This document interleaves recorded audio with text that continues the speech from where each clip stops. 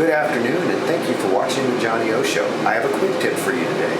This one is regarding our camper, and it would apply to anybody that has the propane tank cover for their camper. It's just a good warning and something to take care of. We ran into a problem. The little lid, this guy on top, blew away. A couple reasons why this happened. One, I'm looking at the photograph of how this is installed. And as I'll go out and show you, there's screws that you tie down. If you look at the photograph for this, the screws should be facing forward. They have them facing backward. And I'll explain to you why I think that is one reason why it blew off. Another thing we're going to do is drill some holes into the top of this and use tie straps to add some extra securing so that it doesn't blow away. Then here's what you need to do to keep it attached. Okay, so as you can see, the screws are right here, and they're at the front of the cover. Here is the part of the instructions that got overlooked. It says on step number 5, with the two knobs facing you, slide assembly cover over the propane tank. This is how they put the cover back on the tank when I purchased the trailer. The RV company did this.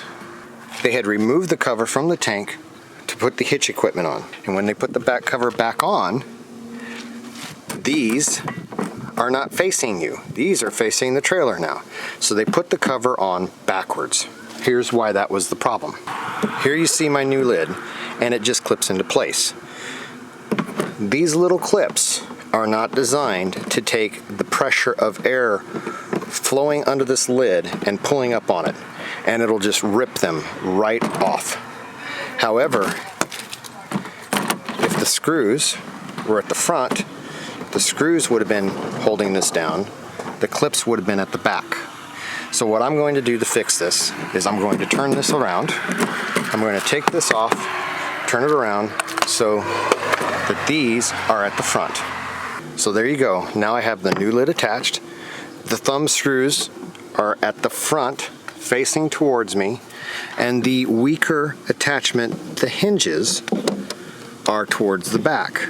So air can't get under these and rip them off, which is what happens when you put this on backwards.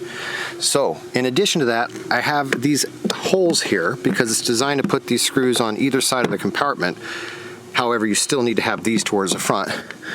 Being I have these holes right here, I'm going to take and also drill holes right about here on each side, and I'm going to put tie straps so that if this still comes off and these somehow flips back, it'll still have tie straps helping to secure this into place. So there you go. I went ahead and drilled a hole here and here. These holes were already in these holes right here were already in the cover. I'll just run a zip tie between these two spots right here now. And so if the wind ever does take this loose, at least the zip ties will catch this and keep it from blowing away.